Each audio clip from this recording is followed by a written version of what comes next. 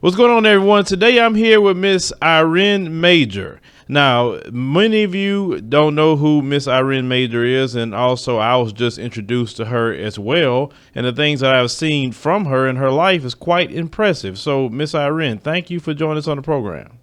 Thank you so much. Thank you for having me. You're amazing. I love the white jacket. You look so. You should be in England. You should come to the UK. You look so well dressed, like a British gentleman. Come to the UK. Well, if we have some sort of invitation to come, we will definitely come out there. We have no problem with that. We definitely want to definitely travel worldwide. So, for those of the people that don't know you, Irene, can you tell people a little bit about yourself? Well, my name is Irene Major. I mean Irene Nelen or Queen of Ingress, and I'm an entertainer, a mom of five, a wife, of course, and a lady. And I own a castle in the UK, which I mean, when you live in the UK, you own a castle. It's quite grand, and it makes you a queen. I mean, the whole village call me a queen of queen of Ingress, which is amazing. They gave me the tiara, and I do wear it. And I'm one of those big go-getter, and I believe you can project your dreams. If you want to achieve something, just go for it. And I'm a philanthropist as well. I love to see many changes around me and the world, and always trying to do my best and never stop. Yeah, now that's quite interesting. You stay in a castle, and I definitely want to get to that. Before we get all to the castle part, you was born and raised in Cameroon, correct? Yes, that's right. I Okay, was looking through in Cameroon. okay. So how was life in Cameroon?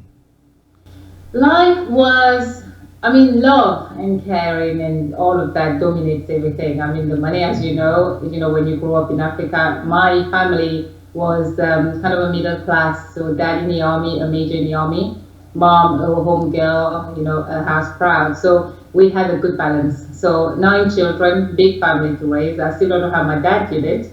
I mean, I have 5 children, so I'm coming close. Not that I'm going to have so many, no. But it was tough, but tough in a good way. Tough because we learned how to take life, how to embrace this whole journey. You learn from, like I said, mistakes are great. And I'm always trying my best to bring my parents taught me, go-getter attitude, which is amazing. And never take the things in life and everything around them us for granted. If you can stay always on your feet and be kind of grounded. It's very important. So your parents raised you kind of like to be more so like humble. Is that kind of what you were saying? They say humbleness. The moment you acknowledge it, you lose it. So I let other people to see that through me, if you see what I mean. But they kind of raised me to be myself and to be able to walk in, to be around every kind of walks of life. My friends can be from the cleaner to the queen to MP. It doesn't matter. You know what I mean? What you do for living doesn't stop me. Or it's the heart I see, and I think that's best. So when did you get into modeling? Was it in Cameroon? It was in Cameroon. I mean, there's a story to it. I was this skinny girl that everybody used to call giraffe, and I mean, like, in my brain, I was ugly. Okay, I was convinced there was a problem with me until you get bullied when you kind of grow into that age. 12, 13. You look different, and then you wonder why, and then you start acting as if something wrong with you. Modeling was a dream come true. I never knew that was my path. So I had I won a pageant, Miss Cameroon, and at that time it was there was no Miss Cameroon, Miss Lions Club actually. So that kind of boosted me into and took me into this whole career, because modeling actually for 15 years of my life has been a career, and it was amazing, and it still is. I feel it still follows me. Once a model, always a model. Yeah. So when people were bullying you, what were they actually telling you when they were bullying you? Yeah, I mean, I had, friends. So I ended up even having, my best friend was boys in the end, because the girls were like non-stop telling me how skinny and a giraffe and funny looking I was. Growing up as a little girl is all part of insecurity, if you're not happy with your own self. But I think the beauty pageant was a good boost for me. I mean, it kind of pushed me high up, and it brought back the confidence in me, and I knew. I know it's not about beauty every now and then, but it was important for me, you know. So modeling career kind of kicked off at the same time. I had I could go to Paris and model and do some modeling as well back home. It was an amazing thing, a good year, you know, for me, and that the whole modeling thing just followed me throughout. So I'm still a model, if you see what I mean. Yeah. So you say they kept calling you Giraffe. How tall are you? I know, because I'm tall. I'm 5'11", so I'm very Okay. tall. I mean, for a girl, for a woman, I think it's quite tall, isn't it? I mean, back then I wasn't 5'11", but I think I was quite skinny as well. Skinny and very dark. Okay, now you had mentioned that you are very dark, and it's something I want to talk about here before I get into that question. In America, we have definitely an issue, but it stems from a lot of historical things that happen with us here as Black people in America with colorism. And unfortunately, we have that still that go on in the Black community here in America about colorism, and sometimes our darker sisters are kind of discriminated against a little bit more, or they don't have their beauty shown a lot of times in American society. So I saw some pictures of you, and I'll say, whoa, that's the same person. So you were darker. I think maybe my color a little darker, maybe in those pictures. Am I correct in saying that? Well, you are. I was even darker. I mean, depending on if I wanted to sunbathe or not. And so, with that skin tone, we can go either darker, or whatever you wanted to. So back then, I used to sunbathe because the darker the better. It was a fashionable thing. Dark model had to be dark, and I used to have loads of bookings and jobs. And when I slowed down on modeling a little bit, I realized, instead of going darker, I kind of like the whole toning, having the whole even tone, evening my whole skin, which means the body and the face had to kind of be together. And there is a story about skin lightening about me, on me, which is something I realized I never knew that was very taboo, that if you're evening out your skin color or skin tone, is something you mustn't be talking about it because it takes you back to the whole slavery, which is still a shock to me because I don't understand why, a skin lightening Hmm. had to do with slavery or making sure, I had so many things thrown at me. I mean, I was accused of being brainwashed by the white community, by my husband, and it was very quite rude. I mean, this is me. I mean, it doesn't matter what you do to your skin. I mean, it's in your heart. I am African. I was born in Africa. I know what it's like. My philanthropy venture is all target to Africa, and I do a lot for the people I left behind. So I don't understand why I'm trying to become white, which they always say. No way. I mean, if you put makeup on, you have extensions on, and you're always trying to have a different feature, and that whatever suits you. It has nothing to do with our the slavery and where we come from. Not at all. So your position on that is that you were basically trying to even your skin tone. Because like I say, I'm a darker skinned man, and a lot of times darker skinned Black people, you may have some places that are uneven, maybe on skin tone.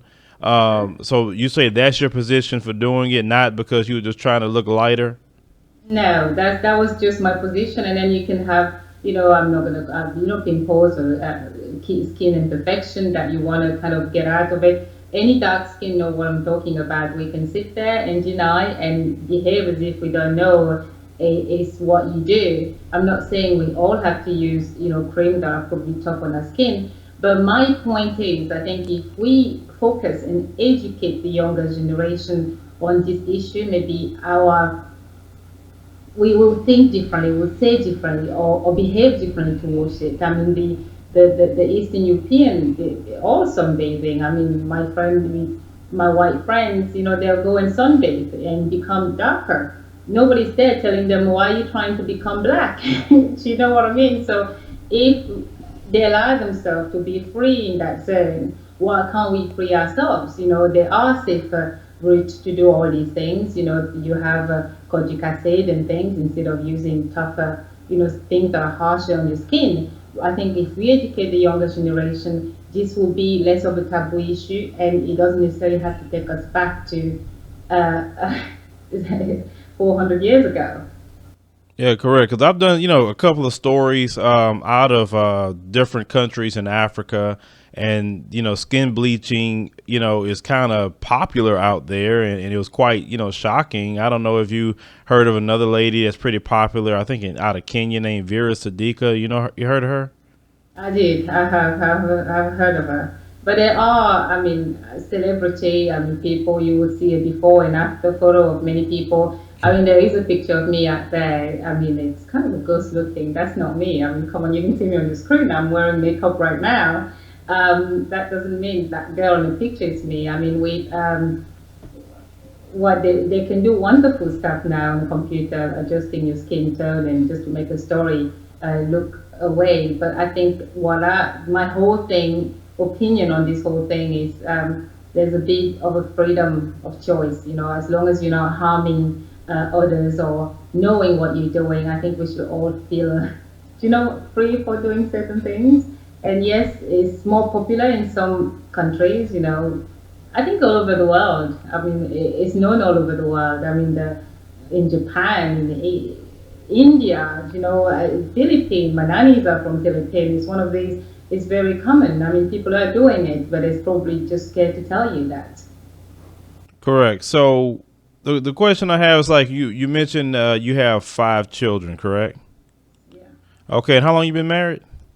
I've been married for, I mean, I've known my husband for nearly 20 years, so married for over 18 years, so nearly 19. It's a long time, huh? Yeah, that is a long time. I'm actually about to make 5 years with my wife here on the 17th. So I have a while to catch up with you. But like I say, being married to a great person is definitely a blessing, and it makes you very happy.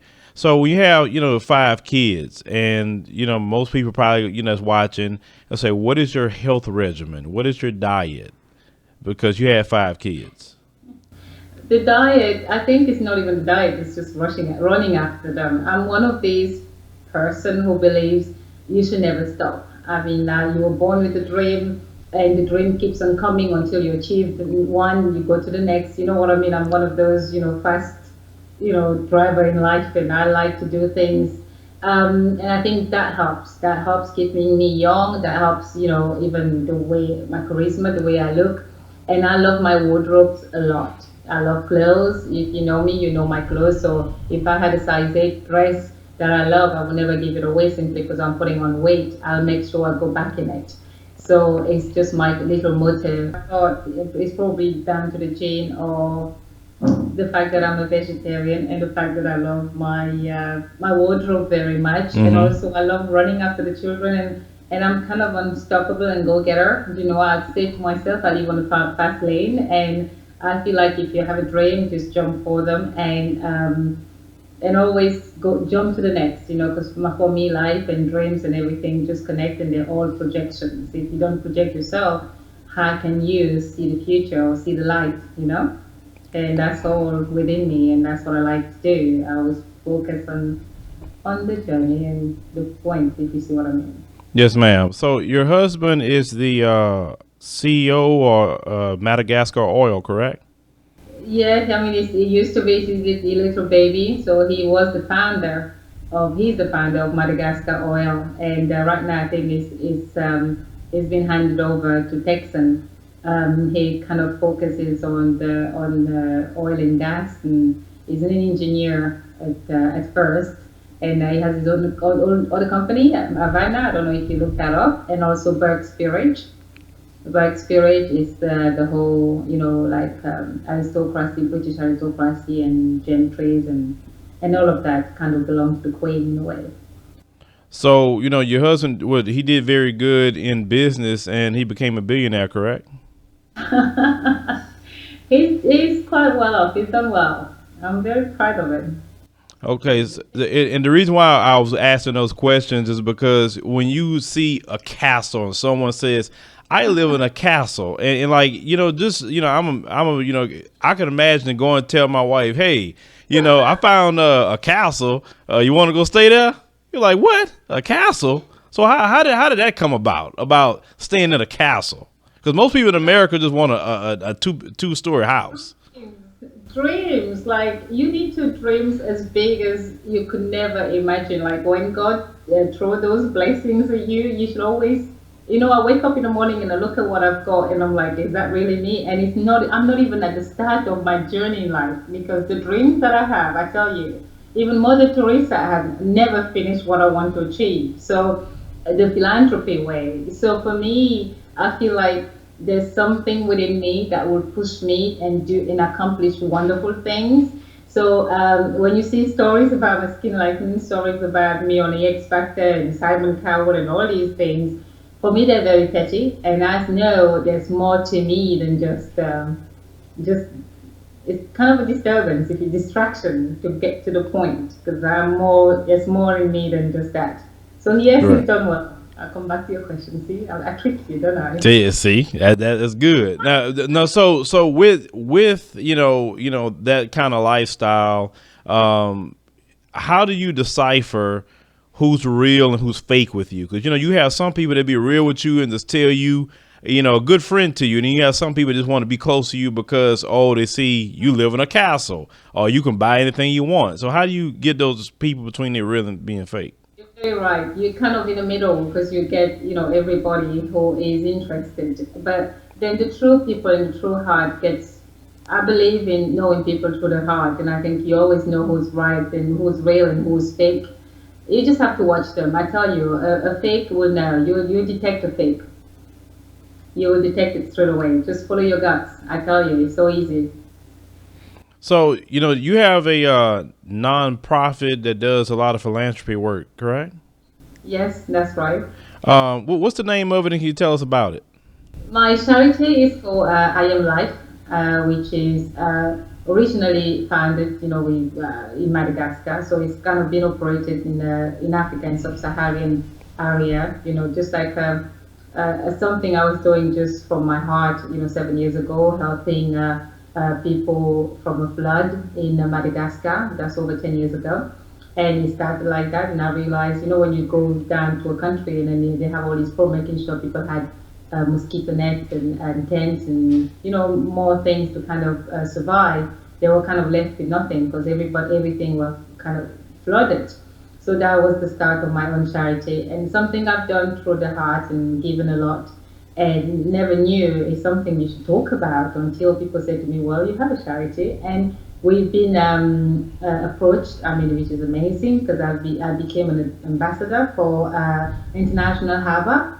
I don't know if you heard about them. They're US-based charity, and they're more targeting human trafficking. And the foundation was actually domestic violence. So they want me to represent them all around Africa and some part of Europe as well. Because when you think about it, domestic violence or human trafficking doesn't necessarily touch Africa. I think it's something that's around. It could be your next door neighbor. It could be, you know what I mean? It's just a way of lending hand to one another. A great joint ventures that I'm looking forward to get to work on it in the next year. So the question, another question I have is that, here in America, us as, African Americans, one thing that I do promote is trying to build a bridge to our, African brothers and sisters, in different parts of the world. How can we come more together? Because there's a lot of people within, the continent of Africa, or people like yourself that maybe could do a lot of good here in America with the African American people here. Have you ever came to the United States and tried to get involved with a lot of different people here? I come to the US, but I've never got involved with lots of people, which is something I would love to do. People need to, like I put it, hook you in, hook you up. So you need to hook me up. I do go as a tourist and do what I've got to do, New York, LA, but it's always a shame because, you need to kind of get to the whole vibe.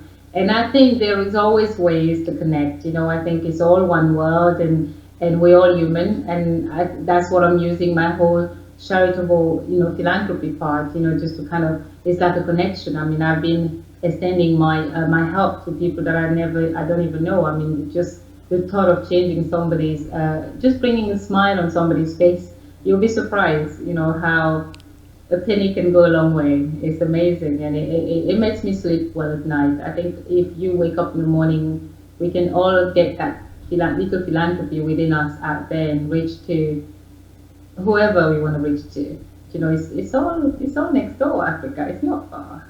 Yeah, yes, ma'am. Because I'm a firm believer that if you're blessed, to have something, then you should be a blessing to others. And like I, tell a lot of people, my goal, here in America is, try to help out a lot of our brothers and sisters, create jobs, help our community, just do, a lot, for self, because in America, we kind of cut off from a lot of resources. That's why I say that, a lot of times I feel we should reach out as well to our African brothers and sisters, because together we can do a lot. It's true. It's true. I mean, I always put together aspire to inspire. You'll be surprised, even the ones you don't know are just there watching and seeing how you're doing. I mean, I take a little example for myself. When I was growing up, I did look up to American stars, UK star, celebrity, but there was nobody from Africa, because nobody has actually broken, do you know what I mean? That little box. You see what I mean? Like, I feel like to me and other people like myself, from Africa or where else, who are trying to go to a journey, I think we're inspiring so many behind. I know there's a little girl, I know there's a little boy somewhere who's sitting there watching me. Maybe I haven't reached them yet, but I know I can see through their heart, and I know I'm kind of, I'm holding that little light, and then they're just going to follow, which is amazing. And for me, that's my focus, just making sure I do, think I'm here on, are we all on a mission? You know that, don't you, on this earth? Oh yes, because when you have the title queen, and you told me you had the title queen, and you got to move like the African queens of the past. I was gonna put my gloves, but I did not today. Like the Queen Elizabeth, I was wearing pink gloves and I took them off because I didn't want to. I should have put my gloves on. So you met the Queen of Queen Elizabeth? You met her? Yes, I have. Yes, I have. She's amazing. She's yes, through a bird spirit that my husband owns, a kind of open door to amazing aristocracy. Royal party, and you get to meet everybody, which is amazing. So I mean, Prince Charles will just send gifts to the kids, which is quite good, because I never knew. I tell you, I never knew this would have happened to me. I never knew. I always look up to England, growing up in Africa, Lady Diana, Prince Charles, the Queen. I never knew I would come that close to the royal family, or even just taking the plane. I think every now and then we live this life and take things for granted. We forget where we come from. I know every single morning who I am. I pinch myself, and I remember that little girl somewhere in Africa who was always sitting in front of the house with the big dreams and changing. I was dreaming of changing the world, even my family growing up. And I think so far I've done so much. I've touched so many people's lives, and it's just the beginning. I don't, people will remind me what I've done for them even more than me, because when you give, you don't recall. You give from your heart, and it's limitless. You see what I mean? Yeah, yes, and I feel we both the same on that, because every day I try to, with my platform, inform people, help, people much as possible with news and information that us and black people here can't get that like we would want to. So we fight every day to, definitely get out the news, and even bring in interviews like, yourself. Like, the regular American media is just not going to feature, someone like yourself unless they can scandalize it or something. I love to hear positive, people like yourself. Love to hear that, hey, you stay in the castle. So, hey, if you stay in the castle, maybe somebody else will want to stay in the castle one day. I mean, You're welcome to come and visit. I always make sure. I even have a little girl tomorrow coming and visit. I think she's a cancer sufferer. She's just coming to say hello. I just don't know her. She wants to see the princess who lives in a castle. So she's going to come play with the kids. So there are stories, and I think it's good to inspire. And yes, they focus on the whole drama. And like I say, if you focus on what's right in your journey, you'll be surprised. There's amazing path. And for me, my path, I trust you. You know, when you drive, I don't take shortcuts necessarily. I follow that road, and it's amazing. So for me, disturbance and all of that. So I think Americans and all the young and all the young generation, people know who to follow. People know who to look up to. And if you have that heart, and they know, then people know what they want. You know, they know the real. Yeah, yes, ma'am. Now, the one question about the castle though, because this is something me and my wife really want to know. How how how how many people does it take to clean it? Oh, many people to clean it. I tell you, is but what we do is very clever. We don't leave around. We don't use the whole house. You know, you can't use the whole castle. So Hmm. we have rooms or part of the house that never get used simply because there's no point. Like this room I'm sitting right now, I didn't come here this morning. That's the first time, or nobody has been here this morning. So you make sure we have family corner that I probably would take you on a journey, even through Skype, and show you around. That may be something we should do too.